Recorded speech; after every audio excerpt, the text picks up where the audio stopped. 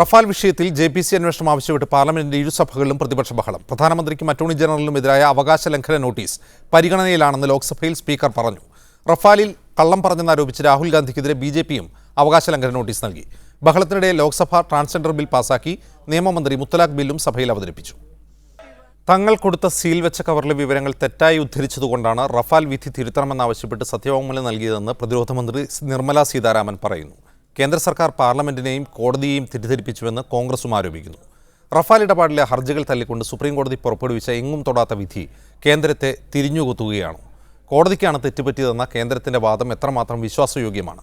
തെരഞ്ഞെടുപ്പിന് മുൻപ് റഫാലിൽ joint parliamentary committee അന്വേഷണം നടത്താൻ കേന്ദ്രം നിർബന്ധിതരാവുമോ എന്നീ വിഷയങ്ങളാണ് ഇന്ന് സ്പെഷ്യൽ എഡിഷൻ ചർച്ച ചെയ്യുന്നത്. നമ്മളോടൊപ്പം അതിഥികളായി MP P കരുണാകരൻ, കോൺഗ്രസ് നേതാവ് ജ്യോതികുമാർ ചാമക്കാല, BJP നേതാവ് സന്ദീപ് വാര്യർ, നിയമവിദഗ്ധൻ അഡ്വക്കേറ്റ് ഹാരിസ് ബീര എന്നിവർ ചേരും. വളരെ പെട്ടെന്ന് അതിഥികളിലേക്ക് മടങ്ങിയെത്താം ഇടവേളയ്ക്ക് ശേഷം. ഇന്ന് റഫാൽ വിഷയത്തിൽ പ്രതിപക്ഷം പാർലമെന്റിൽ ഉന്നയിച്ച അവകാശ ലംഘന നോട്ടീസിന്റെ സാങ്കത്യം എന്താണ് എന്നാണ് ആദ്യം പരിശോധിക്കുന്നത്. ആദ്യം P Karunakaran MP Shri P Karunakaran, കോടതിയെ തെറ്റിദ്ധരിപ്പിച്ചുവെന്നും അതേസമയം സഭയെ തെറ്റിദ്ധരിപ്പിച്ചുവെന്ന രണ്ട് വാദങ്ങളാണ് പ്രതിപക്ഷം ഇന്ന് സഭയിൽ ഉയർത്തിയത്. അതായത് ഒരു CAG റിപ്പോർട്ട് നിലവിലുണ്ടെന്നും റഫാൽ വില സംബന്ധിച്ച വിവരങ്ങൾ കേന്ദ്രം CAGക്ക് കൈമാറിയെന്നും CAG റിപ്പോർട്ട് PACക്ക് പബ്ലിക് അക്കൗണ്ട്സ് കമ്മിറ്റിക്ക് കൈമാറിയെന്നും അതിനെ പൂർത്തീകരിക്കാത്തൊരു പതിപ്പ് സഭയിൽ വച്ചുമെന്നുമാണ് ഈ റഫാൽ വിധിയിലുള്ള പരാമർശം. ആ പരാമർശത്തിലൂടെയാണ് ഇങ്ങനെ സംഭവങ്ങൾ പുറത്തു വന്നത്. പക്ഷേ സീൽ വെച്ച കവറിൽ എന്തായിരുന്നു എന്നുള്ള കാര്യം നമുക്ക് വ്യക്തമല്ല. അത് കോടതിക്ക് മാത്രമേ അറിയുകയുള്ളൂ. ഈ സാഹചര്യത്തിൽ നിങ്ങൾ അവകാശ ലംഘനം ഉന്നയിക്കുന്നതിൻ്റെ സാങ്കത്യം എന്താണ്? കാരണം നിർമ്മല സീതാരാമൻ പറഞ്ഞു തങ്ങൾ നൽകിയ വിവരങ്ങൾ തെറ്റായി വ്യാഖ്യാനിക്കപ്പെട്ടതുകൊണ്ടാണ് ഈ വിധി തിരുത്തണമെന്ന് ഞങ്ങൾ ആവശ്യപ്പെട്ടതെന്ന് അവർ വിശദീകരിക്കുകയും ചെയ്യുന്നുണ്ട്.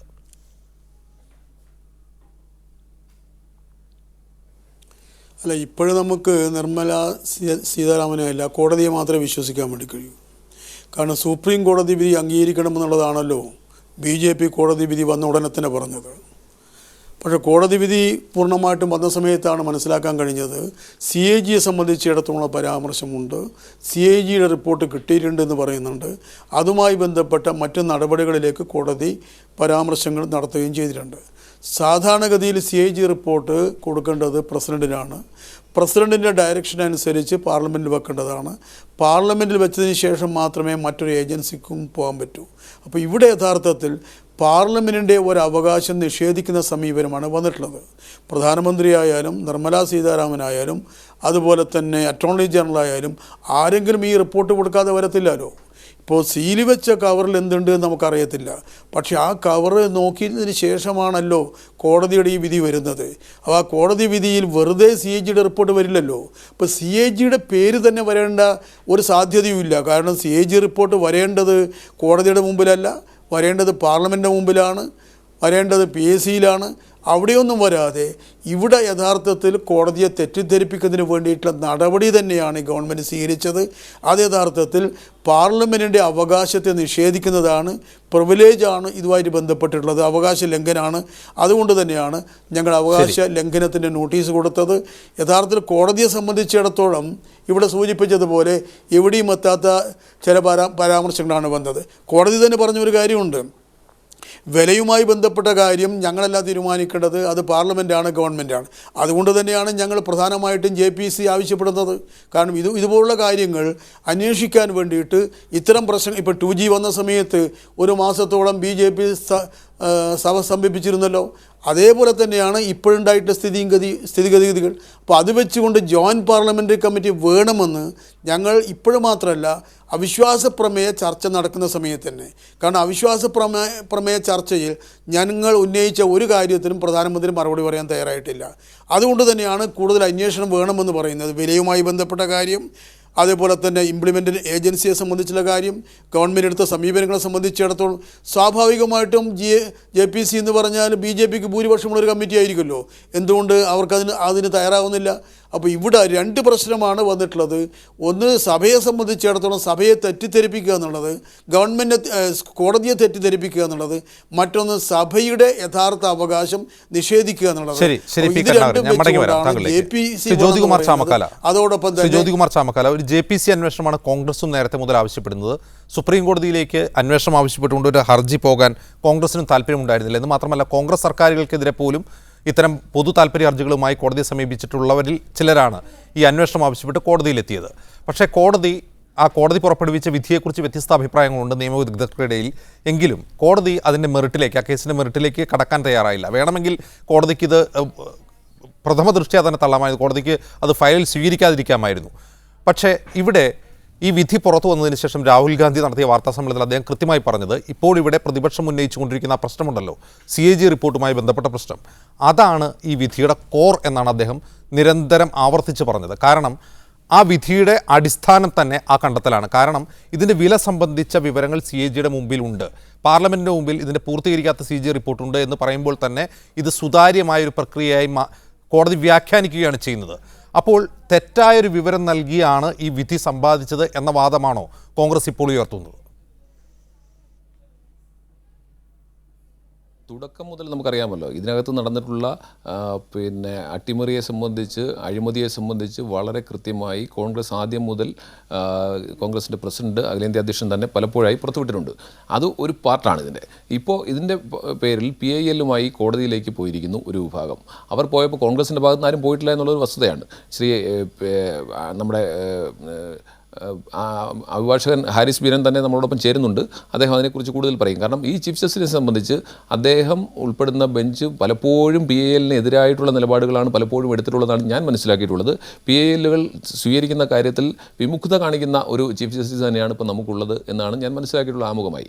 പക്ഷേ അത്തരത്തിലൊരു PIL പരിഗണിക്കുന്നു. ആ PIL പരിഗണിച്ചിട്ട് അതിൻ്റെ പേരിൽ നേരത്തെ തന്നെ വിലയെ സംബന്ധിച്ചുള്ള ഡോക്യുമെൻറ്റ്സ് ഹാജരാക്കാൻ പറയുന്നു, അത് ഹാജരാക്കുന്നു. അതിനുശേഷം PIL പരിഗണിച്ചിട്ട് തള്ളുന്നു. ഞങ്ങളൊന്നും വിലയെക്കുറിച്ച് പരിഹരിക്കേണ്ടവരല്ല എന്ന് പറയുന്നു. പക്ഷേ ആ ജഡ്ജ്മെൻറ്റിനകത്ത് കോട്ട് ചെയ്തിരിക്കുന്ന ഈ PSC അതുപോലെ തന്നെ CAG റിപ്പോർട്ടിനെ സംബന്ധിച്ചും PSCക്ക് കൊടുത്തു എന്നതിനെ സംബന്ധിച്ചും ഒക്കെയുള്ള ദുരൂഹതകൾ, അത് എങ്ങനെ സംഭവിച്ചു? അത് സർക്കാർ തെറ്റിദ്ധരിപ്പിച്ചതാണല്ലോ സ്വാഭാവികമായി. സർക്കാർ തെറ്റിദ്ധരിപ്പിക്കുമ്പോൾ അതിനനുസരിച്ച് വക്കീലവിടെ, സർക്കാരിൻ്റെ അഭിഭാഷകൻ അവിടെ പ്രസൻറ്റ് ചെയ്യുകയും അത്തരത്തിലൊരു വിധി സമ്പാദിക്കുകയും ചെയ്തതിൻ്റെ ഗൂഢാലോചന കൂടിയാണ് ഇനി പുറത്തു വരേണ്ടുള്ളത്. അതുകൊണ്ട് തന്നെയാണ് ഞങ്ങൾ പറഞ്ഞത്, ഞങ്ങൾ ആദ്യം മുതൽ ഈ വിഷയത്തിൽ അസന്ദിഗ്ധമായി പറയുന്നൊരു കാര്യം, ഇത് തീർച്ചയായിട്ടും JPC തന്നെ അന്വേഷിക്കണം, ജോയിൻറ്റ് പാർലമെൻ്ററി കമ്മിറ്റി തന്നെ അന്വേഷിക്കണം. എത്ര കേസുകളിൽ കഴിഞ്ഞ NDAയുടെ UPയുടെ കാലത്ത് തന്നെ നിരവധി കേസുകളിൽ ഇത്തരത്തിൽ ജോയിൻറ്റ് പാർലമെൻ്ററി കമ്മിറ്റി അന്വേഷിച്ചിട്ടുണ്ടല്ലോ.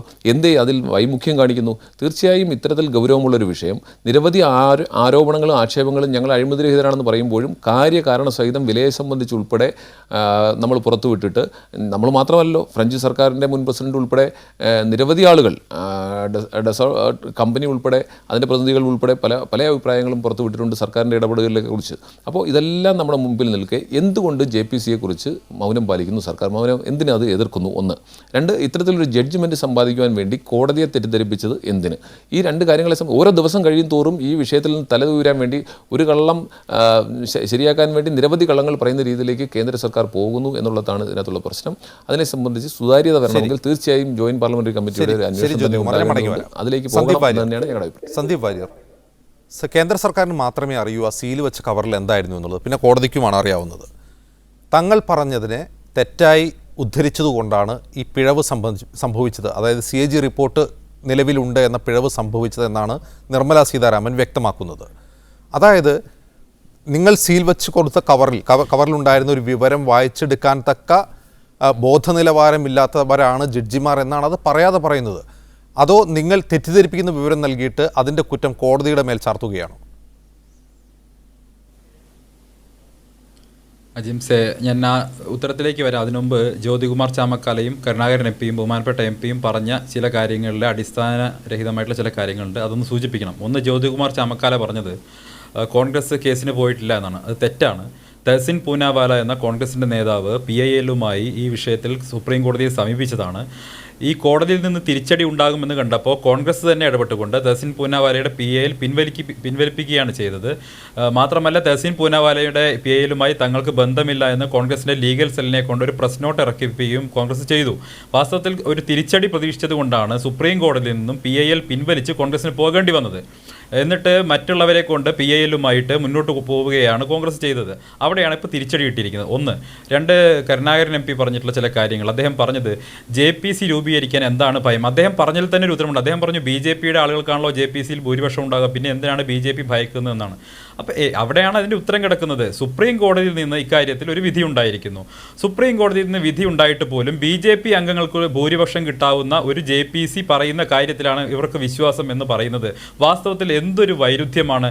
അപ്പോൾ ഈ വിഷയം കുറച്ചു കാലം കൂടി ഇങ്ങനെ നീട്ടിക്കൊണ്ടുപോയി നരേന്ദ്രമോദി സർക്കാരിൻ്റെ മേൽ ഒരു അഴിമതിയുടെ ഒരു കളങ്കം ഉണ്ടാക്കിയെടുക്കുക, ഒരു ഷാഡോ ഉണ്ടാക്കിയെടുക്കുക എന്നതിൽ കവിഞ്ഞ് യാതൊരു താല്പര്യവും ഇവർക്കില്ല. അഴിമതി പുറത്തു കൊണ്ടുവരണമെന്ന താല്പര്യമൊന്നുമല്ല. വാസ്തവത്തിൽ നരേന്ദ്രമോദി സർക്കാർ വളരെ ക്ലീൻ ആയിട്ടുള്ള ഒരു ഇമേജുമായി നിൽക്കുമ്പോൾ JPC എൻക്വയറി കൂടി പ്രഖ്യാപിച്ച് കുറച്ചു കാലം കൂടി ഈ വിഷയം സമൂഹത്തിൽ ഇങ്ങനെ ഉയർത്തിക്കൊണ്ടുപോകാൻ സാധിക്കുമോ എന്നുള്ളൊരു പരീക്ഷണമാണ്. ഇത് തന്നെയാണ് കരുണാകരൻ MP പറഞ്ഞതിൽ തന്നെ ഉൾക്കൊള്ളുന്നത്.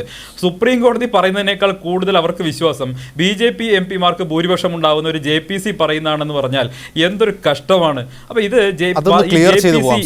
രാഷ്ട്രീയക്കാരാണ്. ഒരു നിമിഷം അതൊന്ന് ക്ലിയർ ചെയ്തു പോകാം. ഒരു അവ്യക്തതയുണ്ട്. കാരണം ഈ സുപ്രീം കോടതി വിധി സർക്കാരിന് ഒരു ക്ലീൻ ചിറ്റ് നൽകിയിരുന്നു എങ്കിലേ സന്ദീപിൻ്റെ ഈ വാദത്തിന് സാധുതയുള്ളൂ. കാരണം ഈ വിധിയിലെവിടെയും സർക്കാരിന് ഒരു ക്ലീൻ ചിറ്റ്, ഇതുവരെ നടത്തിയ പ്രവർത്തനങ്ങൾ സുതാര്യമാണ് എന്നല്ല കോടതി പറഞ്ഞത്, സുതാര്യമാണെന്ന് കേന്ദ്ര സർക്കാർ അവകാശപ്പെടുന്നു. ഒന്ന്.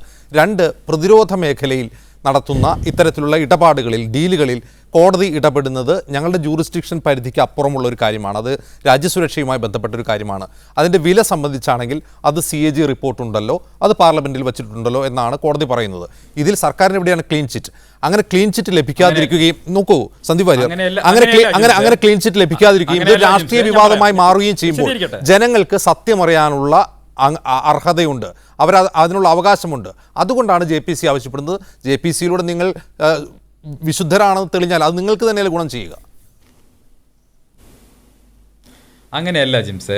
സുപ്രീം കോടതിയിൽ വാസ്തവത്തിൽ ഈ PILയുമായി പോയവർക്ക് കൊടുത്ത പ്രയം എന്തൊക്കെയായിരുന്നു? ഒന്ന്, ഇതിൽ സുപ്രീം കോടതിയുടെ മേൽനോട്ടത്തിലുള്ള ഒരു അന്വേഷണം വേണം, CBI എൻക്വയറി വേണം എന്ന ഡിമാൻഡാണല്ലോ ആദ്യം ഇവർ ഉന്നയിച്ചിരുന്നത്. അത് സുപ്രീം കോടതി തള്ളി, നിഷ്കരണം തള്ളി. അടുത്തത് എന്തായാലും ഇവരുടെ പ്രധാനപ്പെട്ട ആരോപണം എന്തായിരുന്നു? ഇതിൻ്റെ പ്രൊസീജിയറിൽ തകരാറുകളുണ്ട്. നരേന്ദ്രമോദി നേരിട്ട് യാതൊരു ഡിഫൻസ് ഇടപാടുകളുമായി, ഡിഫൻസ് പ്രൊക്യൂർമെൻറ്റുമായി ബന്ധപ്പെട്ട ഒരു സമിതികളുമായും കൂടിയാലോചിക്കാതെ നരേന്ദ്രമോദി തന്നിഷ്ടപ്രകാരം ഫ്രാൻസിൽ പോയി ഇടപാടുകൾ നടത്തി എന്നായിരുന്നു ഇവരുടെ പ്രധാനപ്പെട്ട ഒരു ആരോപണം. സുപ്രീം കോടതിയുടെ വിധിയിൽ അസന്നിഗ്ധമായി പറയുന്നു ഇതിൻ്റെ പ്രൊക്യൂർമെൻറ്റുമായി ബന്ധപ്പെട്ട യാതൊരു തകരാറും ഞങ്ങൾക്ക് കണ്ടെത്താനായിട്ടില്ല. അതുകൊണ്ട് ആ കാര്യത്തിൽ, ഒന്നാമത്തെ കാര്യത്തിൽ അവർ പരാജയപ്പെട്ടു. രണ്ടാമത്തെ ഏറ്റവും വലിയ പരാതി എന്തായിരുന്നു? അംബാനിയുമായി ബന്ധപ്പെട്ട, അനിൽ അംബാനിയുടെ കമ്പനിയുമായി ബന്ധപ്പെട്ട ഓഫ്സെറ്റ് കരാറിൽ BJP സർക്കാർ ഇടപെട്ടു, നരേന്ദ്രമോദി ഇടപെട്ടു എന്നുള്ളതായിരുന്നു അവരുടെ ഏറ്റവും വലിയ ആരോപണം. ഇതുമായി ബന്ധപ്പെട്ട് ഡസോൾട്ടിൻ്റെ പെറഗേറ്റീവാണ്, അവരുടെ ഓഫ്സെറ്റ് പാർട്ണർ ആരാണെന്ന് സെലക്ട് ചെയ്യാനുള്ളത് ഡസോൾട്ടിൻ്റെ പെറഗേറ്റീവാണെന്നും കേന്ദ്ര സർക്കാരിന് ഇക്കാര്യത്തിൽ ഒന്നും ചെയ്യാനില്ലെന്നും ഈ ഡീൽ എന്ന് പറയുന്നത് രണ്ട് ഗവൺമെൻറ്റുകൾ തമ്മിലുള്ള ഇന്റർ ഗവൺമെന്റ് ഡീലാണെന്നും പറഞ്ഞുകൊണ്ട് സുപ്രീം കോടതി ആ കാര്യത്തിലും ഒരു തീരുമാനമുണ്ടാക്കി. അപ്പോൾ ഏറ്റവും പ്രധാനപ്പെട്ട രണ്ട് ആരോപണങ്ങളും ചീറ്റിപ്പോയി. മൂന്നാമത്തെ ആരോപണമാണ് പ്രൈസിങ്ങിനെ സംബന്ധിച്ചിടത്തോളം ഒരു സീക്രട്ട് ക്ലോസ് ഉണ്ടായിട്ട് കൂടി അത് കവറിലിട്ട് സുപ്രീം കോടതിക്ക് പരിശോധനയ്ക്കായി കേന്ദ്ര സർക്കാർ നൽകി. സുപ്രീം കോടതി അത് പരിശോധിച്ചു. മാത്രമല്ല അതിൻ്റെ ടെക്നിക്കൽ ഡീറ്റെയിൽസ് എയർഫോഴ്സിൻ്റെ ഉദ്യോഗസ്ഥരെ വിളിച്ചുകൊണ്ടുവന്ന് തന്നെ ചോദിച്ചു. ഇതെല്ലാം പരിശോധിച്ചതിനപ്പുറം സുപ്രീം കോടതി ഒരു നിഗമനത്തിലെത്തി. ആ നിഗമനത്തിലെത്തി സുപ്രീം കോടതി കൊടുത്തിരിക്കുന്ന കേന്ദ്ര സർക്കാർ ഒരു ക്ലീൻ ചിറ്റ് തന്നെയാണ്. ഒരു പരാമർശം പോലും കേന്ദ്ര സർക്കാർ എന്തായിട്ട് സുപ്രീം കോടതിയുടെ ഭാഗത്ത് നിന്ന് ഉണ്ടായില്ല എന്ന് മാത്രമല്ല PIL തള്ളുകയാണ് ചെയ്തത്. പിന്നെ അതിൽ കോൺഗ്രസ് വളരെയധികം ഈ കാര്യത്തിൽ ഒരു വഷളായ ഒരു സാഹചര്യത്തിൽ അവർക്ക് പിടിച്ചു നിൽക്കാൻ എന്റെ പ്രധാന ചോദ്യത്തിന് മറുപടി പറഞ്ഞില്ല. പിന്നെ ഈ കേന്ദ്ര സർക്കാർ കോടതിയെ തെറ്റിദ്ധരിപ്പിച്ചതാണോ അതോ കേന്ദ്രം നൽകിയ ശരിയായ വിവരം കോടതി തെറ്റായി വായിച്ചതാണോ? എന്താണ് നിങ്ങളുടെ വാദം അക്കാര്യത്തിൽ? ഞാൻ അതിലേക്കാണ് വരുന്നത്. സുപ്രീം കോടതി നടപടികളൊക്കെ അറിയുന്ന ഹാരിസ് ബീരാൻ പോലുള്ള സീനിയർ വക്കീൽ ഇവിടെ ഇരിക്കുന്നുണ്ടല്ലോ, അദ്ദേഹം തന്നെ പറയട്ടെ. കേന്ദ്ര സർക്കാർ കൊടുത്ത അഫിഡവിറ്റിൽ എന്തായിരുന്നു എന്നുള്ള കാര്യം ഇന്ന് കേന്ദ്ര സർക്കാർ അതിൻ്റെ ഒരു തെറ്റുതിരുത്തൽ ഹർജി കൊടുത്തിട്ടുണ്ടോ, ഒരു പിഴവ് തിരുത്തൽ ഹർജി കൊടുത്തിട്ടുണ്ടല്ലോ. അപ്പോൾ എന്തെങ്കിലും സാഹചര്യം കൊണ്ട് കേന്ദ്ര സർക്കാർ ഒരു തെറ്റായ ഒരു വിവരമാണ് കൊടുത്തിരുന്നതെങ്കിൽ രഞ്ജൻ ഗൊഗോയെ പോലൊരു ചീഫ് ജസ്റ്റിസിന് മുന്നിലേക്ക് ഈ ഒരു പിഴവ് തിരുത്തൽ ഹർജിയുമായി പോകാൻ കേന്ദ്ര സർക്കാരിന് ധൈര്യം വരുമായിരുന്നു. അത് കോമൺ സെൻസ് ഉള്ള ആരെങ്കിലും ആ രീതിയിൽ ചിന്തിക്കുമോ? ഈ ക്രിസ്മസ് അവധി കഴിഞ്ഞാൽ ജനുവരിയിൽ കോടതി വീണ്ടും കൂടുമല്ലോ. ആ സമയത്ത് കേന്ദ്ര സർക്കാരിൻ്റെ ഭാഗത്താണ് പിഴവുണ്ടായിരുന്നെങ്കിൽ ഏത് രീതിയിലായിരിക്കും സുപ്രീം കോടതി ചീഫ് ജസ്റ്റിസ് പ്രതികരിക്കുക എന്ന് നമുക്ക് എല്ലാവർക്കും അറിയുന്ന കാര്യമാണല്ലോ. ഈ ബെഞ്ചിനെ കുറിച്ച് എന്തായാലും കോൺഗ്രസിനൊരു പരാതിയും ഉണ്ടാകാൻ സാധ്യതയില്ല. ഞങ്ങൾ പറയുന്നത് കോടതിയുടെ തെറ്റാണ് അല്ലെങ്കിൽ ജഡ്ജിമാർക്ക് പിഴവ് പറ്റിയെന്ന് പൊതുവെ സുപ്രീം കോടതിയിൽ കോടതി നടപടികൾ അറിയുന്ന ആരും പറയില്ല. അതിന് ടൈപ്പോ എറർ എന്നാണ് പറയുക എന്നാണ് ഞാൻ മനസ്സിലാക്കുന്നത്. ഞങ്ങളും അത്രേ പറയുന്നുള്ളൂ. ജഡ്ജിമാർക്ക് പിഴവ് പറ്റിയോ എന്നൊക്കെ നിങ്ങൾ വ്യാഖ്യാനിച്ചോളൂ, ഞങ്ങൾ എന്തായാലും ആ രീതിയിൽ വ്യാഖ്യാനിക്കുന്നില്ല. അതൊരു ടൈപ്പോ എററാണ്, ഒരു ക്ലറിക്കൽ മിസ്റ്റേക്ക് ആണ്. ആ മിസ്റ്റേക്ക് തിരുത്താൻ വേണ്ടിയാണ് ഹർജി കൊടുത്തിട്ടുള്ളത്. ശ്രീ ഹാരിസ് ബീരാൻ, ഇത്തരം ടൈപ്പോ എററുകൾ അത് സംഭവിക്കാവുന്നതാണ്. കോടതി വിധികളിലെല്ലാം മാനുഷികമായ പിഴവുകൾ സംഭവിക്കാവുന്നതാണ്. പക്ഷേ ഒരു വിധിയുടെ അടിസ്ഥാനമായി തന്നെ പ്രതിപക്ഷം ചൂണ്ടിക്കാട്ടുന്ന തരത്തിൽ ആ പിഴവ് വരുമ്പോഴാണ് അത് ചർച്ച ചെയ്യപ്പെടുന്നത്. ഇക്കാര്യത്തിൽ എന്ത് സംഭവിച്ചു എന്നാണ് നിങ്ങൾ കരുതുന്നത്? ഇവിടെ സന്ദീപ് വാര്യർ വാദിക്കുന്നത് പോലെ ഒരു തെറ്റായ വിവരം കോടതിയെ ധരിപ്പിച്ചിട്ട് വീണ്ടും അത് തിരുത്താൻ കോടതിയിലേക്ക് പോകാനുള്ള ഒരു മൗഢ്യം കേന്ദ്ര സർക്കാർ പുലർത്തുമോ എന്നാണ് അദ്ദേഹത്തിൻ്റെ ചോദ്യം. അല്ല, ഇവിടുത്തെ ആദ്യത്തെ ഒരു പ്രശ്നം എന്ന് പറഞ്ഞാൽ ഇതെല്ലാം സീൽഡ് കവർ പ്രൊസീജിയറിലാണ്, മുദ്ര വെച്ച കവറിലാണ് ഹിയറിംഗ് തന്നെ നടന്നിരിക്കുന്നത്. അവിടെയാണ് ഇതിനകത്ത് ആദ്യത്തെ ഒരു ചെറിയൊരു ഫ്ലോ തന്നെ ഞാൻ കാണുന്നത്. മുദ്ര വെച്ച കവറിൽ നോട്ട് കേന്ദ്ര സർക്കാർ സമർപ്പിച്ചെങ്കിലും ആ നോട്ട് കോടതി വായിച്ചു കഴിഞ്ഞു കഴിഞ്ഞാൽ അതിനകത്ത് സീക്രട്ട് ആയിട്ടുള്ള ഭാഗങ്ങൾ, അതെന്ന് വെച്ചാൽ പുറത്തു വിടാൻ പറ്റാത്ത ഭാഗങ്ങൾ മാത്രം മറച്ചു വെച്ചിട്ട് ബാക്കിയുള്ളത് ശരിക്കും പറഞ്ഞാൽ കോടതി പുറത്തു വിടേണ്ടതായിരുന്നു. ഇപ്പൊ അതിനകത്തുള്ള 3 സെന്റൻസുകളാണ് നമ്മൾ ഈ വിധിന്യായത്തിൽ കണ്ടത്. ബാക്കി എന്തെല്ലാമാണ് അതിനകത്ത് എഴുതി വെച്ചേക്കണം എന്നുള്ളത് നമുക്ക് ആർക്കും അറിയില്ല. ആകെ അറിയാവുന്നത് അത് വായിച്ച ജഡ്ജിമാർക്കും കൊടുത്ത ഉദ്യോഗസ്ഥന്മാർക്കും മാത്രമേ അറിയുള്ളൂ. അപ്പൊ ഈ 3 സെന്റൻസ്, ആ 3 സെന്റൻസിന്റെ അടിസ്ഥാനമാക്കിയിട്ടാണ് പ്രൈസിംഗിന്റെ ആ കാര്യത്തിൽ സുപ്രീം കോടതി ഒരു തീരുമാനത്തിലെത്തിയത്. അതെന്താണ് 3 സെന്റൻസ്? ആദ്യത്തെ സെന്റൻസ് എന്ന് പറഞ്ഞാൽ CAG റിപ്പോർട്ടായി. CAG റിപ്പോർട്ട് PACക്ക് കൊടുത്ത് അതിന്റെ ഒരു എഡിറ്റഡ് വെർഷൻ പാർലമെന്റും കണ്ടിട്ടുണ്ട്. ഈ 3 കാര്യങ്ങളുടെ അടിസ്ഥാനത്തിലാണ് ഈ 3 സ്ഥാപനങ്ങൾ ഇത് കണ്ടതിന്റെ അടിസ്ഥാനത്തിൽ ഇനി പ്രൈസിംഗിന്റെ കാര്യത്തിലേക്ക് ഞങ്ങൾക്ക് പോകേണ്ട ആവശ്യകതയില്ല, ഇതെല്ലാം ഒരു സാറ്റിസ്ഫൈഡ് ആണ്, ഞങ്ങൾക്കൊരു സാറ്റിസ്ഫാക്ടറി സംഗതിയാണ് ഞങ്ങൾ തോന്നുന്നത് എന്ന് പറഞ്ഞിട്ടാണ് ആ പ്രൈസിംഗിന്റെ ആ ഒരു ആസ്പെക്ടിൽ സുപ്രീം കോടതി ആ വിധിന്യായത്തിൽ വരുന്നത്, ആ ഒരു തീരുമാനത്തിലേക്ക് വരുന്നത്. അപ്പൊ ഈ 3 കാര്യങ്ങൾ ഇപ്പോ കേന്ദ്ര സർക്കാർ ഒരു തിരുത്തൽ ഹർജി കൊടുത്തിട്ട് പറയുകയാണ് ഞങ്ങൾക്ക് വന്ന വ്യാകരണ പെശകാണ്, അതിനകത്ത് നിങ്ങൾ വായിച്ചതിലുള്ള പെശകാണ് എന്നാണ് പറയുന്നത്. അപ്പൊ പെശകാണോ അല്ലേ എന്നുള്ളത് വേറൊരു കാര്യം.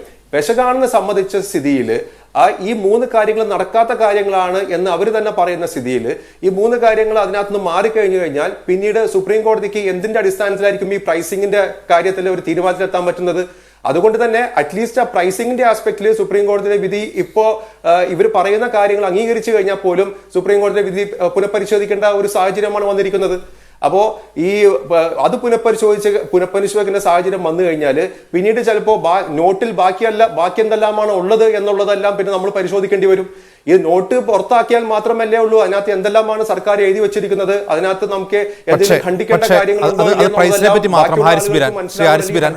അത് വിലയെക്കുറിച്ചുള്ള വിവരങ്ങളിലുള്ള ഒരു സാധ്യതയാണ് നാം പറയുന്നത്. പക്ഷേ പ്രൊസീജിയർ, ഇങ്ങനെ ഈ ഒരു ഡീൽ രൂപപ്പെടുന്നു, ഈ ഡീലുമായി സർക്കാർ മുന്നോട്ട് പോകുന്നു, ആ പ്രൊസീജിയറിൽ ഒരു ഫ്ലോസും കോടതി കാണുന്നില്ല എന്ന് വരുന്നത്, അല്ലെങ്കിൽ ഡിസിഷൻ മേക്കിങ്ങിൽ കേന്ദ്ര സർക്കാർ എടുക്കുന്ന ഒരു തീരുമാനത്തിൽ കോടതി ഇടപെടേണ്ടതില്ല, അത് വില സംബന്ധിച്ചാണെങ്കിലും കരാർ സംബന്ധിച്ചും ആണെങ്കിലുമുള്ള കേന്ദ്ര സർക്കാരിൻ്റെ തീരുമാനമെടുക്കാനുള്ള അധികാരത്തിൽ ഞങ്ങൾ ഇടപെടേണ്ടതില്ല എന്ന് സുപ്രീം കോടതി തീരുമാനിക്കുമ്പോൾ അത് ഒരു ക്ലീൻ ചിറ്റായി മാറുന്നുണ്ടോ കേന്ദ്ര സർക്കാരിന്?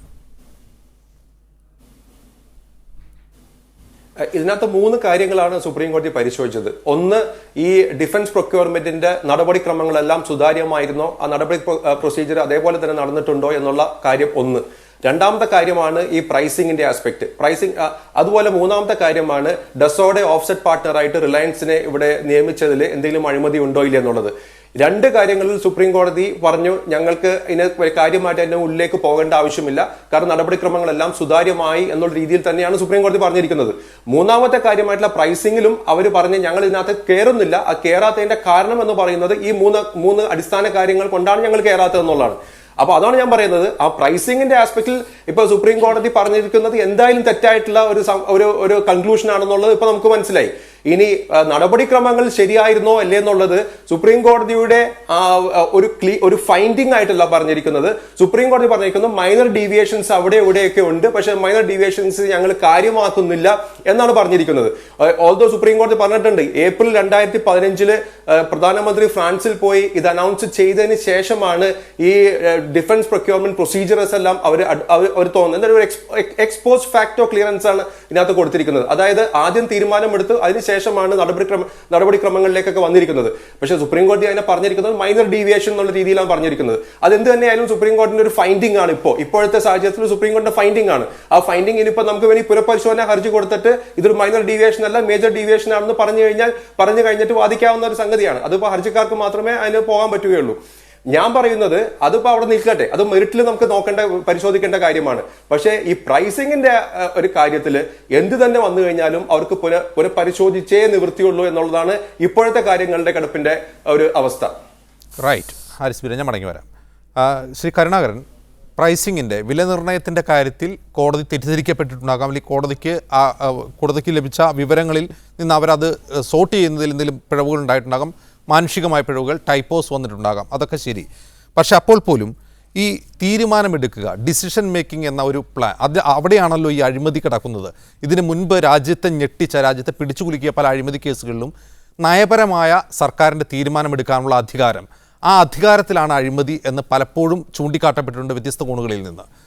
2G സ്കാമിലാകട്ടെ, 2G അഴിമതിയിൽ ആദ്യം വരുന്നവർക്ക് ആദ്യം കരാർ കൊടുക്കുന്ന, അല്ലെങ്കിൽ ആദ്യം ലൈസൻസ് കൊടുക്കുന്ന ആ സമ്പ്രദായം സ്ഥാപിക്കാനുള്ള കേന്ദ്ര സർക്കാരിൻ്റെ അധികാരം, ആ തീരുമാനമെടുക്കാനുള്ള അധികാരം, ആ തീരുമാനം തന്നെ അഴിമതിയായി മാറുകയാണ്. അപ്പോൾ ഈ പറയുന്ന റഫേൽ അഴിമതി പ്രതിപക്ഷം ഉയർത്തിക്കൊണ്ടുവരുമ്പോൾ സർക്കാർ ഒരു ഡീൽ റദ്ദാക്കിക്കൊണ്ട് ഒരു പുതിയ ഡീൽ തുടങ്ങുന്നു, അതിന് പുതിയ വില നിശ്ചയിക്കുന്നു, പുതിയ വിമാനങ്ങളുടെ എണ്ണം നിശ്ചയിക്കുന്നു. ഇങ്ങനെ നിശ്ചയിക്കുമ്പോൾ എടുക്കുന്ന ഈ തീരുമാനമുണ്ടല്ലോ, ഈ തീരുമാനമാണ് അഴിമതിയെങ്കിൽ ഒരു നയപരമായ തീരുമാനത്തെ അഴിമതിയായി ഡിഫൈൻ ചെയ്യുന്നുണ്ടോ ഇപ്പോഴത്തെ നിയമവ്യവസ്ഥ? പിന്നെ എങ്ങനെയാണ് നിങ്ങൾ ഈ റഫേലിൽ അഴിമതി ഉണ്ടെന്ന് നിയമപരമായി ജോയിന്റ് പാർലമെന്ററി കമ്മിറ്റി രൂപീകരിച്ചാൽ അവരോട് തെളിയിക്കാൻ കഴിയുക? അല്ല, ഇവിടെ ചൂണ്ടിക്കാണിച്ച വസ്തുത ശരിയാണ്. കാരണം നയപരമായിട്ടുള്ള തീരുമാനങ്ങൾ ഗവൺമെൻറ് എടുക്കുന്നു. പലപ്പോഴും നമുക്കറിയാം ഓരോ ഗവൺമെൻറ്റും എടുക്കുന്ന നയപരമായിട്ടുള്ള തീരുമാനങ്ങൾ അത് എവിടത്തേക്കാണ് എത്തിക്കുന്നത് എന്നുള്ളത്. നമ്മുടെ രാജ്യത്ത് തന്നെ ബാങ്കിങ് മേഖല എടുത്ത് പരിശോധിച്ച് നോക്കിയാൽ ഇപ്പോൾ കാണാൻ വേണ്ടി കഴിയുന്ന ഒരു കാര്യം, വലിയ രീതിയിൽ NPA എന്ന് പറഞ്ഞാൽ കിട്ടാക്കടം വർദ്ധിച്ചുകൊണ്ടിരിക്കുകയാണ്. ആ വർദ്ധിച്ചുകൊണ്ടിരിക്കുന്നതിൻ്റെ ഒരു പ്രധാനപ്പെട്ട കാര്യം എന്ന് പറയുന്നത് ലെൻഡിങ് പോളിസിയിൽ വരുത്തിയ മാറ്റമാണ്. ലെൻഡിങ് പോളിസിയിൽ വരുത്തിയ മാറ്റം എന്ന് പറഞ്ഞാൽ റിയൽ എസ്റ്റേറ്റുകാർക്കും പ്രോജക്റ്റ് നിർമ്മാണത്തിനും പണം കൊടുക്കാം എന്നുള്ളത്. ആ പണം തിരിച്ചു കിട്ടാതിരിക്കുന്ന സമയത്ത് ബാങ്കിങ് മേഖല ആകെ തകർച്ചയിലേക്ക് എത്തുന്നത്. ഇത് ഗവൺമെൻറ് ഒരു നയപരമായിട്ടുള്ള തീരുമാനമാണ്. ആ നയപരമായിട്ടുള്ള തീരുമാനത്തിൻ്റെ ഭാഗമായിട്ടാണ് സാമ്പത്തിക രംഗത്തെ മറ്റൊരു പ്രശ്നത്തിലേക്ക് പോകുന്നത്. അത് യഥാർത്ഥത്തിൽ തിരിച്ചു കൊടുക്കാതിരിക്കുന്ന ആരാണ്? വൻകിടക്കാരാണ്. നമുക്കറിയാലോ, രാജ്യത്തിൽ നിന്നും ഈ ബാങ്കിൽ നിന്ന് പണമെടുത്ത് പുറത്തുപോയ ഒട്ടേറെ ആൾക്കാർ. അപ്പോൾ അവർ കഴിവുള്ള ആൾക്കാരെ സംബന്ധിച്ച് അപ്പോൾ അതൊരു നയപരമായിട്ടുള്ള തീരുമാനമാണ്. ആ നയപരമായ തീരുമാനം ഇവിടെ അഴിമതിയിലേക്ക് എത്തിച്ചിരിക്കുന്നു. അപ്പം ഞങ്ങൾ ചൂണ്ടിക്കാണിക്കുന്ന ഒരു കാര്യം, ഇപ്പോൾ കോടതി ക്ലീൻ ചിറ്റ് കൊടുത്തു എന്ന് ആർക്കും പറയാൻ വേണ്ടി കഴിയത്തില്ല. ഇപ്പോൾ പ്രധാനമായിട്ടുള്ളൊരു പ്രശ്നം എന്താ അറിയോ? ഗവൺമെൻറ് തന്നെ പറയുന്നു ഞങ്ങൾ ഈ CAG റിപ്പോർട്ടുമായിട്ട് ബന്ധപ്പെട്ട ഒരു വിഷയവും പറഞ്ഞിട്ടില്ല, അത് ജഡ്ജിമാർക്ക് വായിച്ചതിൽ തെറ്റുപറ്റിപ്പോയി എന്നൊക്കെ പറഞ്ഞാൽ എങ്ങനെയാണ് നമുക്ക് വിശ്വസിക്കാൻ കഴിയുക? പക്ഷേ കോടതി വിധിയുടെ അടിസ്ഥാനം തന്നെ ചോദ്യം ചെയ്യപ്പെട്ടിരിക്കുകയാണ്. കാരണം കോടതി വിധി യഥാർത്ഥത്തിൽ CAG റിപ്പോർട്ടിൻ്റെ ഭാഗമായിട്ട് നടത്തിയ പരാമർശത്തിൻ്റെ ഭാഗമായിട്ടാണെന്നുള്ള വ്യക്തമായില്ലേ? അത്തരം ചുറ്റുപാടിൽ പ്രൈസിങ്ങുമായിട്ട് ഉൾപ്പെടെയുള്ള കാര്യങ്ങൾ പൂർണ്ണമായിട്ടും നേരത്തെ കോടതി പറഞ്ഞതനുസരിച്ച് ശരിയാണോ എന്നെങ്ങനെയാണ് മനസ്സിലാക്കാൻ വേണ്ടി കഴിയുക? അപ്പോൾ ഇവർ കൊടുത്ത റിപ്പോർട്ട് തിരുത്താൻ വേണ്ടിയിട്ട് പറഞ്ഞതാണ് ടൈപ്പിംഗ് എറർ മാത്രമാണ്, ജഡ്ജിമാർക്ക് മനസ്സിലാവാത്തതാണെന്ന് പറയാൻ പറ്റുമോ? അത്തരം ചുറ്റുപാടിൽ ഞങ്ങൾ ഉന്നയിക്കുന്ന ജോയിൻറ്റ് പാർലമെൻ്ററി കമ്മിറ്റിയുടെ അന്വേഷണം കൂടുതൽ പ്രസക്തമാകുക. പിന്നെ എൻ്റെ സുഹൃത്ത് പറഞ്ഞു, കാരണം ഭൂരിപക്ഷമുണ്ടല്ലോ ഞങ്ങൾക്ക്, പിന്നെ എന്തിനാണ് നിങ്ങൾ ഇവിടെ വരുന്നത്, ഞങ്ങളെ വിശ്വസിക്കുന്നത് എന്തിനാണ്? സുപ്രീം കോടതി വിശ്വസിച്ചാൽ പോരെ? സുപ്രീം കോടതി ഇപ്പോൾ വിശ്വസിക്കാൻ പറ്റാത്ത സുപ്രീം കോടതിയെ നിങ്ങൾ തെറ്റിദ്ധരിപ്പിച്ചിരിക്കുകയാണ് വിധിയുമായിട്ട് ബന്ധപ്പെട്ട്. ഇപ്പം നമ്മൾ തന്നെ ഒരു ഘട്ടത്തിൽ ഇടതുപക്ഷ പാർട്ടിയും BJPയും ചേർന്നുകൊണ്ട് ഒരു മാസത്തോളം ഈ 2G സെപ്റ്ററുമായിട്ട് ബന്ധപ്പെട്ട സമരം നടത്തിയിരുന്നല്ലോ. അന്നും ഈ ന്യായം ബാധകമല്ലേ? കാരണം അന്ന് UPAക്ക് ഭൂരിപക്ഷമുള്ളതാണല്ലോ. ആ ഭൂരിപക്ഷമുള്ളതനുസരിച്ച് അവർക്ക് ഭൂരിപക്ഷം ഉണ്ടാക്കാമല്ലോ. പക്ഷേ നമ്മൾ അതിനു വേണ്ടിയിട്ട് നിന്നു. കാരണം അത്തരം കാര്യങ്ങൾ ജോയിൻറ്റ് പാർലമെൻ്ററി കമ്മിറ്റി അന്വേഷിക്കണമെന്നുള്ളത് പാർലമെൻ്ററി നടപടിയുടെ സുതാര്യതയ്ക്ക് വളരെ പ്രധാനപ്പെട്ട കാര്യമാണ്. പക്ഷേ അതുകൊണ്ട് അവിടെ യാതൊരു കുഴപ്പമില്ല, കോടതി വിധിയാണ്, ക്ലീൻ ചിറ്റാണ് എന്ന് പറഞ്ഞിട്ട് ഇപ്പോൾ നിൽക്കാൻ കഴിയത്തില്ല. ഒരു കാര്യം കൂടെ വ്യക്തമാണ്. കാരണം എന്താ അറിയോ, സുപ്രീം കോടതി തന്നെ ചൂണ്ടിക്കാണിച്ച് ഇത് പാർലമെൻറ്റ് പരിശോധിക്കേണ്ട കാര്യമാണ്, അല്ലാതെ ഞങ്ങൾ പരിശോധിക്കേണ്ട കാര്യമല്ല, ഞങ്ങളിതിൻ്റെ എക്സ്പേർട്സ് അല്ല. ശരിയാ, കോടതിൻ്റെ എക്സ്പേർട്സ് അല്ല. അപ്പോൾ കോടതി ഇതിൻ്റെ എക്സ്പേർട്സ് അല്ലാതിരിക്കുമ്പോൾ ഇത്തരം റിപ്പോർട്ട് പാർലമെൻറ്റ് മുമ്പിൽ വരുമ്പോൾ ആ പാർലമെൻറ്റിൻ്റെ അധികാരമാണ് അതുമായി ബന്ധപ്പെട്ട് തീരുമാനമെടുക്കുന്നത്. ആ തീരുമാനം യഥാർത്ഥത്തിൽ ഗവൺമെൻറ് തന്നെ എടുക്കാവുന്നതാണ്. ഇത് പരിശോധനയുമായി ബന്ധപ്പെട്ട് ഗവൺമെൻറ് അത്തരമൊരു തീരുമാനമെടുക്കാത്ത സാഹചര്യത്തിലാണ് ഞങ്ങൾ ആവശ്യപ്പെടുന്നത് ജോയിൻറ്റ് പാർലമെൻ്ററി കമ്മിറ്റി വേണം. കാരണം ഇവിടെ കുറേയേറെ പ്രശ്നങ്ങൾ ഇപ്പോൾ കൺഫ്യൂസ്ഡ് ആണ്, ആർക്കും വ്യക്തതയില്ലാത്ത നിലയിലേക്ക് എത്തുകയാണ്. ആ സാഹചര്യങ്ങൾ കൂടെ ജനങ്ങളുടെ ഇടയിൽ കൊണ്ടുവരുന്നതിന് വേണ്ടിയിട്ടാണ് ഞങ്ങൾ ഇത്തരം ഒരു പ്രധാനപ്പെട്ട ആവശ്യം ഉന്നയിച്ചത്. ഒരു അഴിമതി കേസിൽ നിങ്ങളുടെ കയ്യിൽ ഫുൾ പ്രൂഫായിട്ടുള്ള അല്ലെങ്കിൽ കൃത്യമായ തെളിവുകളോടെയാണ് നിങ്ങൾ അഴിമതി കേസ് ഉന്നയിക്കുന്നത് എന്നിരിക്കെ, അങ്ങനെയാണല്ലോ നിങ്ങൾ അവകാശപ്പെടുന്നത്. അങ്ങനെയാണെങ്കിൽ എന്തുകൊണ്ടാണ് നിങ്ങൾ കോടതിയെ സമീപിക്കുകയോ അല്ലെങ്കിൽ ഒരു CBI അന്വേഷണത്തിന് ആവശ്യപ്പെടുകയോ ചെയ്യാതെ ജോയിൻറ്റ് പാർലമെൻ്ററി കമ്മിറ്റിയുടെ ഒരു അന്വേഷണം മാത്രം മതി എന്ന വാശി പിടിക്കുന്നത്?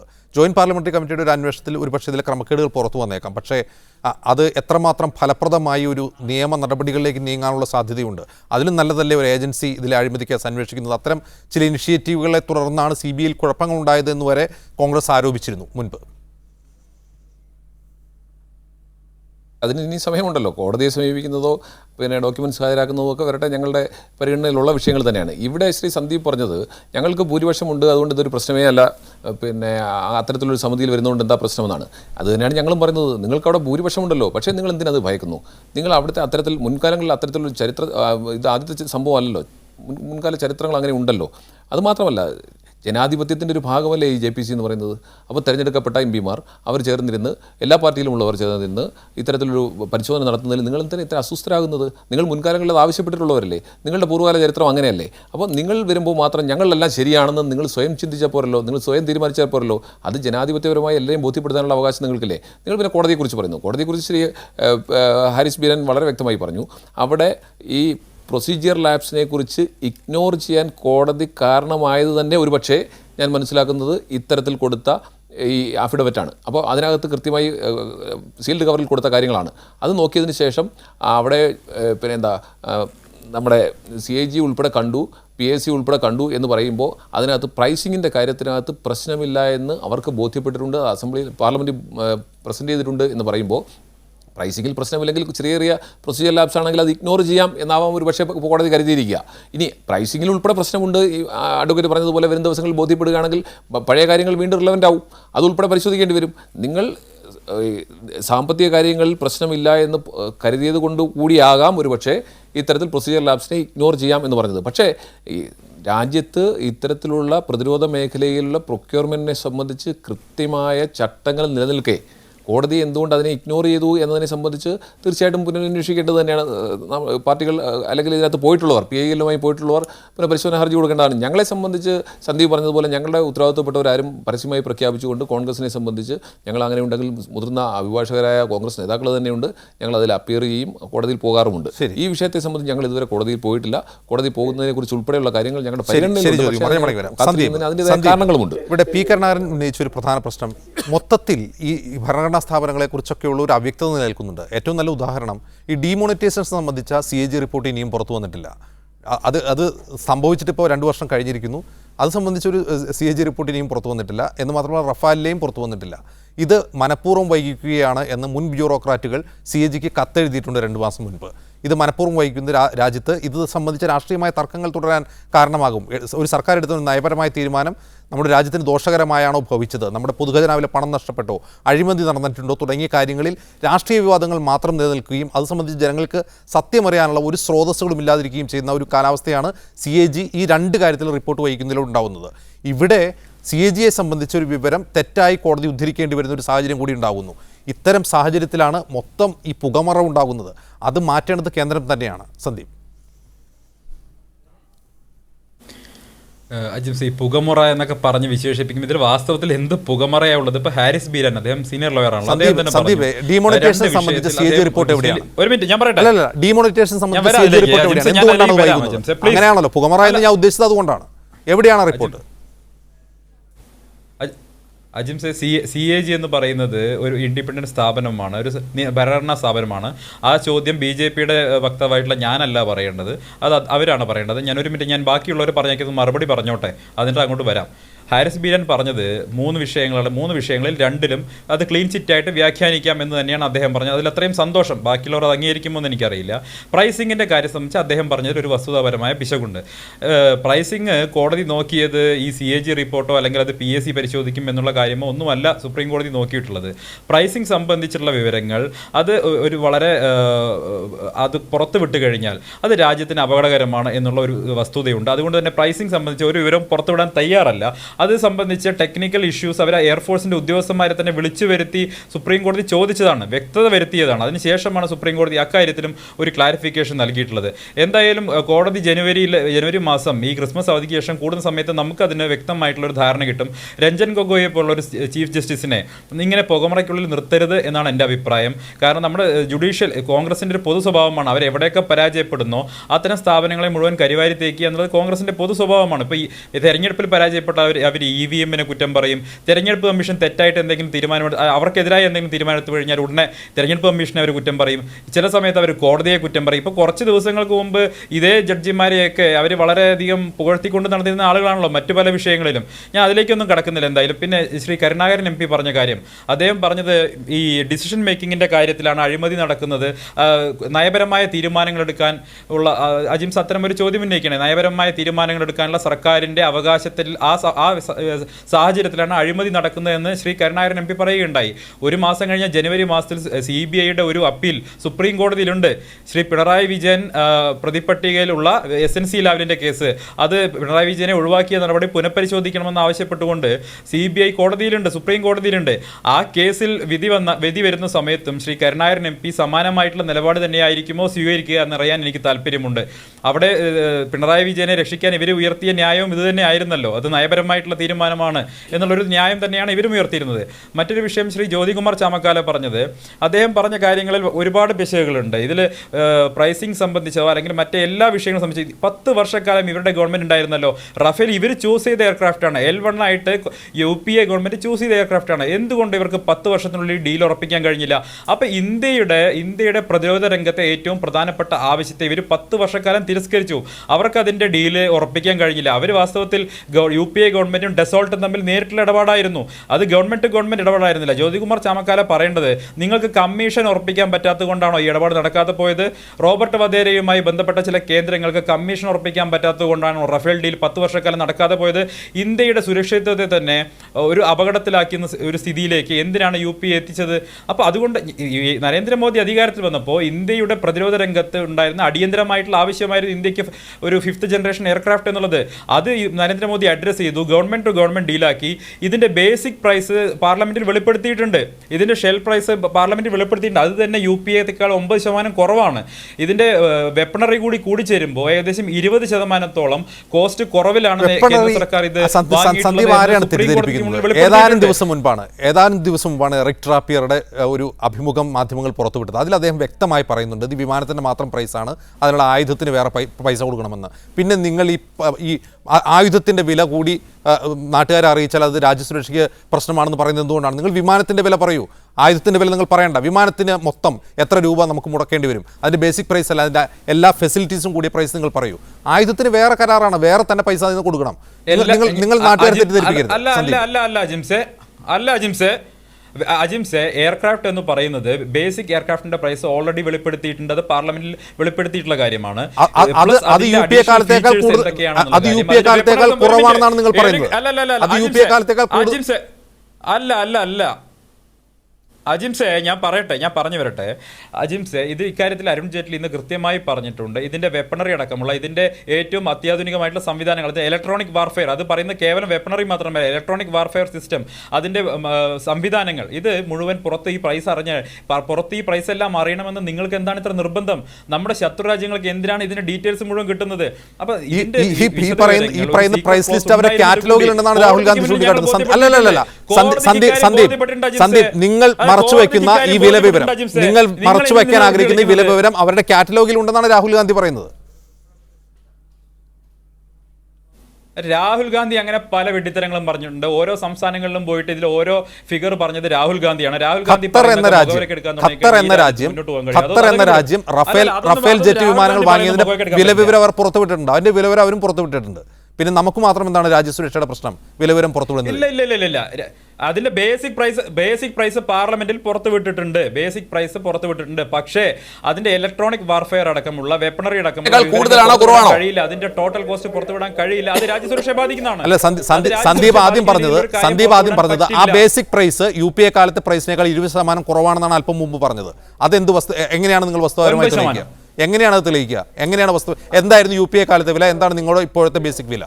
അല്ല, UPA കാലത്ത് ഇവർ നെഗോഷിയേറ്റ് ചെയ്ത പ്രൈസിനേക്കാൾ 9% കുറവാണ് NDA നെഗോഷിയേറ്റ് ചെയ്ത് കിട്ടിയ പ്രൈസ് എന്നുള്ളത്. പാർലമെന്റിൽ വെളിപ്പെടുത്തിയിട്ടുള്ള കാര്യമാണ്. ഇക്കാര്യം പബ്ലിക് ഡൊമൈനിലുള്ള കാര്യമാണ്. താങ്കൾക്ക് വേണമെങ്കിൽ ഗൂഗിൾ അടിച്ച് നിങ്ങളുടെ ഫ്രണ്ടിൽ കമ്പ്യൂട്ടറിലായിരിക്കും നോക്കുക. കൃത്യമായിട്ട് ഇന്ത്യയുടെ ധനകാര്യമന്ത്രി തന്നെ എൻ്റെ ജ്യോതികുമാർ ചമക്കാല ഞാൻ ഇക്കാര്യം പറഞ്ഞാണല്ലോ, JPCയുടെ കാര്യമൊക്കെ ഞാൻ പറഞ്ഞു. സുപ്രീം കോടതി ഓൾറെഡി ഒരു കേസിൽ ഇടപെട്ട് സുപ്രീം കോടതി അതിലൊരു വെർഡിക്റ്റ് പറഞ്ഞിട്ട് സ്ഥിതിക്ക് ഇനി JPCക്ക് എന്താണ് പ്രസക്തി? കോടതിയുടെ ഇടപെടൽ ഉണ്ടായി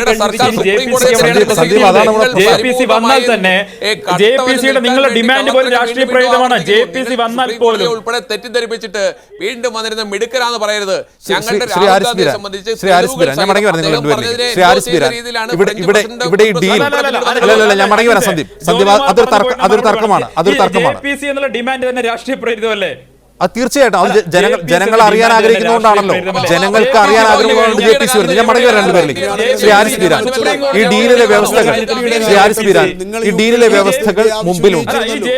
ഇവിടെ ഇപ്പോഴും ഈ വിമാനത്തിന്റെ ബേസിക് പ്രൈസ്, ഞാൻ മടങ്ങി വരാം. ശ്രീ കരുണാകരൻ, ഞാൻ മടങ്ങി വരാം. ഈ വിമാനത്തിന്റെ ബേസിക് പ്രൈസ് ഞങ്ങൾ പുറത്തുവിട്ടിട്ടുണ്ട്. ബാക്കിയുള്ള അമ്യൂണിറ്റീസിന്റെ വിലയിലാണ് ഞങ്ങൾക്ക് പുറത്തുവിടാൻ പറ്റാത്തത്. അത് സാങ്കേതിക രഹസ്യമാണ് എന്നാണ് പറയുന്നത്.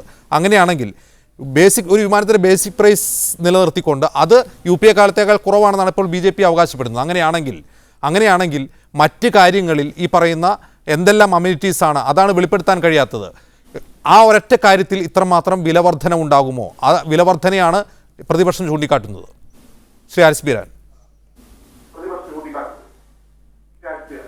തീർച്ചയായിട്ടും ഇല്ല അജിംസ്. കാരണം ഏപ്രിൽ 2015 ഈ പ്രധാനമന്ത്രി നരേന്ദ്രമോദി ഫ്രാൻസിൽ പോയി ഈ പ്രഖ്യാപനം നടത്തുന്നതിന് തൊട്ട് മുമ്പാണ് ഫോറിൻ സെക്രട്ടറി ജയശങ്കർ അന്നൊരു പ്രസ്താവന നടത്തുന്നത്. അതായത് ഹിന്ദുസ്ഥാൻ എയറോനോട്ടിക്കൽ ലിമിറ്റഡ് ആയിട്ട് ഡസോന്റെ CEO വന്നിട്ടുള്ള ചർച്ചകൾ പുരോഗമിച്ചുകൊണ്ടിരിക്കുന്നു.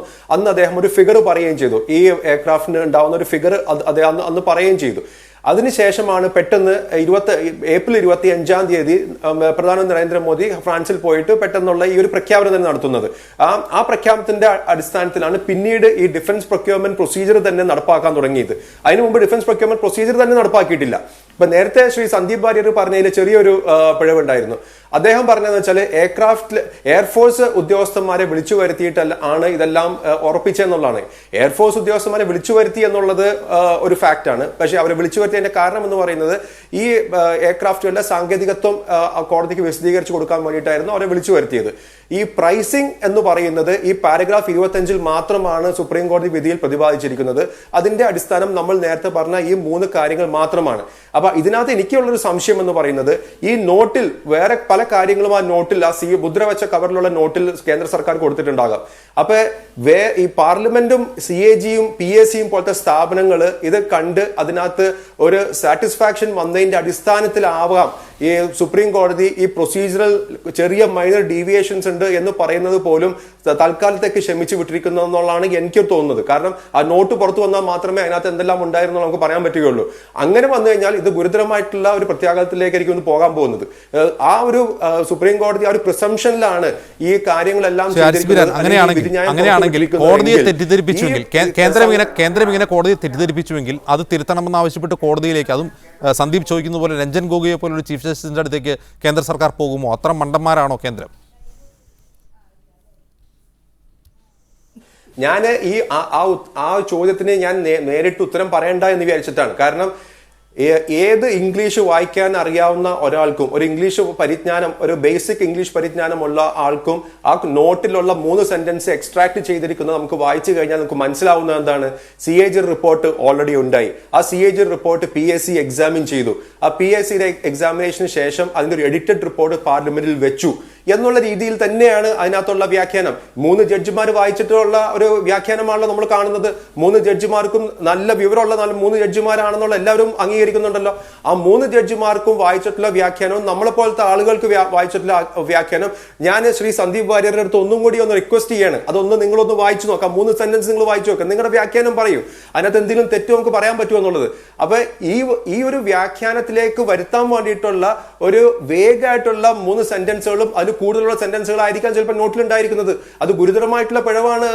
അല്ലെങ്കിൽ ഗുരുതരമായിട്ട് തെറ്റിദ്ധരിക്കാൻ വേണ്ടി തന്നെയുള്ള ചിലപ്പോൾ സെന്റൻസുകളായിരിക്കും കേന്ദ്ര സർക്കാർ അതിനകത്ത് ഉപയോഗിച്ചിരിക്കുന്നത്. അങ്ങനെ വന്നിട്ടുണ്ടെങ്കിൽ അത് ഗുരുതരമായിട്ടുള്ള കുറ്റം തന്നെയാണ്. കുറ്റം എന്ന് പറഞ്ഞു കഴിഞ്ഞാൽ പെർജറിക്കുള്ള ഒരു കേസ് തന്നെ വേണമെങ്കിൽ കോടതിക്ക് എടുക്കാം. പെർജറിക്ക് കേസ് എടുക്കുക എന്ന് പറഞ്ഞു കഴിഞ്ഞാൽ ഡിഫൻസ് സെക്രട്ടറി മുതൽ അതിനുള്ള ഉദ്യോഗസ്ഥന്മാർ തന്നെ ചിലപ്പോൾ അകത്താക്കും. അത് അത്ര ഗുരുതരമായിട്ടുള്ള സംഗതി. കാരണം ഡിഫൻസ് കോൺട്രാക്ടുകളിൽ സുപ്രീം കോടതി ജുഡീഷ്യൽ റിവ്യൂവിന്റെ സ്കോപ്പ് വളരെ ലിമിറ്റഡ് ആക്കി. ആ ലിമിറ്റഡ് ആക്കി എന്ന് പറഞ്ഞു കഴിഞ്ഞാൽ ഗവൺമെന്റിന് കുറച്ചും കൂടി കൂടുതൽ ലീവേ കൊടുത്ത്, ആ ലീവേ കൊടുക്കുമ്പോൾ അതിനകത്ത് ഈ പറഞ്ഞ പോലെ സ്വാധീനിപ്പിക്കപ്പെടാനുള്ള യാതൊരു സാഹചര്യം ഇല്ല എന്ന് കാണിക്കേണ്ടത് ഗവൺമെന്റ് ഉത്തരവാദിത്തമാണ്. പക്ഷേ ഈ രീതിയിൽ തെറ്റിദ്ധരിക്കപ്പെട്ട് സുപ്രീം കോടതി തെറ്റിദ്ധരിക്കപ്പെടിപ്പിച്ചിട്ട് അതിൽ നിന്ന് ഒരു മുതലെടുത്തുകൊണ്ടുള്ള ഒരു വിധിന്യായമല്ല കേന്ദ്ര സർക്കാർ മേടിക്കേണ്ടിരുന്നത്. വളരെ വ്യക്തമായിട്ട് സുപ്രീം കോടതി പറഞ്ഞതിന് ശേഷമായിരിക്കണം ഇങ്ങനത്തെ ഒരു വിധി പ്രഖ്യാപിക്കുന്നത്. ഈ അവർ പറഞ്ഞതനുസരിച്ച് ഈ ഡിഫൻസ് കോൺട്രാക്ട് എന്ന് പറയുന്നത് വളരെ സെൻസിറ്റീവ് ആയിട്ടുള്ള കോൺട്രാക്ടുകളാണ്. അതുകൊണ്ട് തന്നെ ആ സെൻസിറ്റിവിറ്റി പ്രതിരോധ ഇടപാടിൽ ഒരു രാഷ്ട്രീയ വിവാദം ഉണ്ടായാൽ അത് പുറത്തു വരാൻ JPC അന്വേഷണമാണ് ഏറ്റവും മികച്ചത്. അതല്ലെങ്കിൽ അത് CAG പരിശോധിക്കുകയും PSC പരിശോധിക്കുകയും ഒക്കെ ചെയ്യേണ്ടതാണ്. അങ്ങനെയാണ് സുതാര്യത ഉറപ്പുവരുത്തേണ്ടത്. ഇവിടെ ഹാരിസ് ബീരാൻ ചൂണ്ടിക്കാട്ടുന്നത് പോലെ അങ്ങനെ ഒരു തെറ്റിദ്ധരിപ്പിക്കാനുള്ള ശ്രമം കേന്ദ്രത്തിൻ്റെ ഭാഗത്തു നിന്ന് നടന്നുവെങ്കിൽ അങ്ങനെ ഒരു സർക്കാർ JPC അന്വേഷണം എന്ന ആവശ്യത്തെ അംഗീകരിക്കുമെന്ന് നിങ്ങൾക്ക് തോന്നുന്നുണ്ടോ? അല്ല, ഇതിൽ ഏറ്റവും പ്രധാനപ്പെട്ട വിഷയമായിട്ട് ഇപ്പോഴും തോന്നുന്നത്, ഇപ്പോൾ സുപ്രീം കോടതി വെർഡിക്റ്റിൽ വിധിയിൽ ഈ JPCയുടെയും PSCയുടെയും പേര് പറഞ്ഞില്ലായിരുന്നുവെങ്കിൽ യഥാർത്ഥത്തിൽ കേന്ദ്ര ഗവൺമെൻറ് പൂർണ്ണമായിട്ട് സേഫ് ആവുമായിരുന്നു. നമ്മൾക്കും തെറ്റിദ്ധാരണ ഉണ്ടാവുമായിരുന്നില്ല. കേന്ദ്ര ഗവൺമെൻറ്റിൻ്റെ ധാരണ തന്നെ ഇത്തരമൊരു റിപ്പോർട്ട് കൊടുക്കുമ്പോൾ ജഡ്ജിമെൻറ്റിൽ ഇത് പരാമർശിക്കപ്പെടുമെന്നുള്ള ഒരു ധാരണ അവർക്കുണ്ടാവില്ല. കാരണം ഇതിൻ്റെ അടിസ്ഥാനത്തിൽ മറ്റു കാര്യങ്ങൾ ജഡ്ജിമെൻറ്റിൽ വരും എന്നായിരുന്നു അവർ ധരിച്ചിട്ടുണ്ടാവുക. പക്ഷേ ജഡ്ജിമെൻറ്റിൽ സ്വാഭാവികമായിട്ടും അവർ എന്തുകൊണ്ട് ഇത്തരമൊരു തീരുമാനമെടുത്തു, അതിനാസ്പദമായിട്ടുള്ള കാര്യങ്ങൾ എന്തുകൊണ്ട് ഞങ്ങൾ പ്രൈസിങ്ങിലേക്ക് പോകുന്നില്ല എന്നുള്ളത് വ്യക്തമായിട്ട് പറയുകയാണ് ചെയ്തത്. പക്ഷെ അതാണിപ്പോൾ ഗവൺമെൻറ്റിനെ സംബന്ധിച്ചിടത്തോളം വെട്ടിലാക്കിയിട്ടുള്ളത്. അതുകൊണ്ട് ക്ലീൻ ചിറ്റാണ് മറ്റു കാര്യങ്ങളാണെന്ന് പറഞ്ഞ് രക്ഷപ്പെടാൻ വേണ്ടി കഴിയുന്ന ഒന്നല്ലാതെ ഇവിടെ നേരത്തെ സൂചിപ്പിച്ചതുപോലെ ലളിതമായിട്ടുള്ള ഇംഗ്ലീഷാണല്ലോ ഇത്. ആ ലളിതമായിട്ടുള്ള ഇംഗ്ലീഷ് അത് ടൈപ്പിംഗ് എറേഴ്സ് എന്ന് പറയാൻ വേണ്ടി കഴിയത്തില്ല. വായിച്ചാൽ മനസ്സിലാവാത്ത കാര്യം എന്ന് പറയാൻ പറ്റത്തില്ല. കോമ്പൗണ്ടോ കോംപ്ലക്സോ സെൻറ്റൻസ് അല്ല, സിംപിൾ സെൻറ്റൻസ് മാത്രമാണ്. അപ്പോൾ അത്തരമൊരു കാര്യം ഈ സീൽ ചെയ്ത കവറിൽ കൊടുത്തു എന്നുള്ളതല്ലാതെ വേറെന്താണ്? അപ്പോൾ അത് യഥാർത്ഥത്തിൽ കോടതി വിധിയുടെ ഭാഗമായിട്ട് വന്നു എന്നുള്ളത് കൊണ്ട് തന്നെയാണ് ഇപ്പോൾ ഗവൺമെന്റിനെ സംബന്ധിച്ചിടത്തോളം സന്ദീപ്, ഒരൊറ്റ കാര്യം, താങ്കൾ വില സംബന്ധിച്ച് ഈ അടിസ്ഥാന വില സംബന്ധിച്ച് താങ്കൾ ഒരു ചോദ്യം ഉയർത്തിക്കൊണ്ട് ചോദിക്കുകയാണ്. 570 കോടിയായിരുന്നു UPA കാലത്തെ ബേസിക് പ്രൈസ്. നിങ്ങളുടെ ബേസിക് പ്രൈസ് അതിലും കുറവാണെന്ന് നിങ്ങൾ വാദിക്കുന്നു. പക്ഷേ ഒരു വിമാനത്തിന് എത്ര രൂപ ചെലവാകുമെന്ന ചോദ്യം ഉയർത്തുമ്പോൾ നിങ്ങൾക്ക് മറുപടിയില്ല. പക്ഷേ കോൺഗ്രസ് ആരോപിക്കുന്നത് 1670 കോടിയാണെന്ന്. ഒരു ഉൽപ്പന്നം ഉൽപ്പാദിപ്പിക്കുന്ന ഉൽപ്പാദകന് അതിൻ്റെ ബേസിക് പ്രൈസ് നിശ്ചയിക്കാനും അതിലെന്തെല്ലാം അമ്യൂണിറ്റീസ് വേണമെന്നും ആ അമ്യൂണിറ്റീസിന് എത്ര വില ഈടാക്കാമെന്നൊക്കെ അവർക്ക് തീരുമാനിക്കാമല്ലോ. അവിടെയാണ് ഈ അഴിമതി സാധ്യതയുള്ളത്. അതുകൊണ്ട് നിങ്ങൾക്ക് ഈ ബേസിക് പ്രൈസ് വാദം ഉയർത്തി രക്ഷപ്പെടാൻ കഴിയില്ല. സന്ദീപ്, അല്ല, അത് നിങ്ങളുടെ വാദമല്ല. ഈ വാദങ്ങളൊക്കെ കോടതിയുടെ മുന്നിൽ നിങ്ങൾക്ക് ഉന്നയിക്കാൻ കഴിയില്ല. കോടതിയെ തെറ്റിദ്ധരിപ്പിച്ചതാണ് ഞാൻ പറഞ്ഞത്. ആ കോടതി തെറ്റിദ്ധരിക്കപ്പെട്ടു, അത് നിങ്ങൾ സമ്മതിച്ചല്ലോ. കോടതി തെറ്റിദ്ധരിക്കപ്പെട്ടു എന്നുള്ള കാര്യം നിങ്ങൾ സമ്മതിച്ചല്ലോ. അത് നിങ്ങൾക്ക് തർക്കമുണ്ടോ? അല്ലല്ല, കോടതിയുടെ വിധിയിൽ പിഴവുണ്ടെന്ന് നിങ്ങളുടെ മന്ത്രി തന്നെയാണ് പറയുന്നത്. സന്ദീപ്, കോടതിയുടെ വിധിയിൽ പിഴവുണ്ടെന്ന് നിങ്ങളുടെ മന്ത്രി തന്നെയാണ് പറഞ്ഞത്.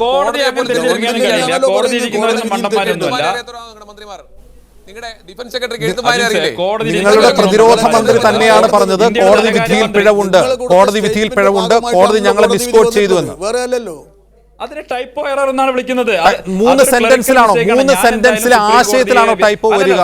ശ്രീ സന്ദീപ്, 3 സെന്റൻസിലെ ആശയത്തിൽ 3 ജഡ്ജിമാർ തയ്യാറാക്കിയ വിധിന്യായത്തിൽ ആ ആശയം കൊണ്ടല്ല ഈ വിധി കൺസ്ട്രക്ട് ചെയ്തിരിക്കുന്നത്. ഈ വിധിയുടെ 3 നേരത്തെ ഹാരിസ് ബീരാൻ പറഞ്ഞതുപോലെ ഈ വിധിയുടെ പ്രധാനപ്പെട്ട ഒരു ഭാഗവും ഇതിൽ പരാമർശിക്കുന്നില്ല. ഇത് ബാധകമേ അല്ല. ഇതില്ലെങ്കിലും ഈ വിധി ഇങ്ങനെ തന്നെ വരൂ. ഈ CAG ഇത് കാണുമെന്നും PSCക്ക് ഇത് കൈമാറും എന്നും മാത്രമല്ല, ഓപ്പൺ കോർട്ടിലും ഓപ്പൺ കോർട്ടിൽ തന്നെ ആ കാര്യമാണ് കൈപ്പറ്റിക്കൊണ്ടാണ് ഈ കോടതി. ശരി, നമുക്ക് സമയക്കുറവുണ്ട്. ശ്രീ നന്ദി. അല്ലല്ല, നമുക്ക് ഏതായാലും കോടതി തന്നെ തീരുമാനിക്കണം. സമയക്കുറവുണ്ടാവും. വളരെയധികം നന്ദി ശ്രീ സന്ദീപ്, P. കരുണാകരൻ, ജ്യോതികുമാർ ചാമക്കാല, ഹാരിസ് ബീരാൻ ഈ ചർച്ചയിൽ പങ്കെടുത്തതിന് പ്രതികരിച്ചതിന് ഇടവേള.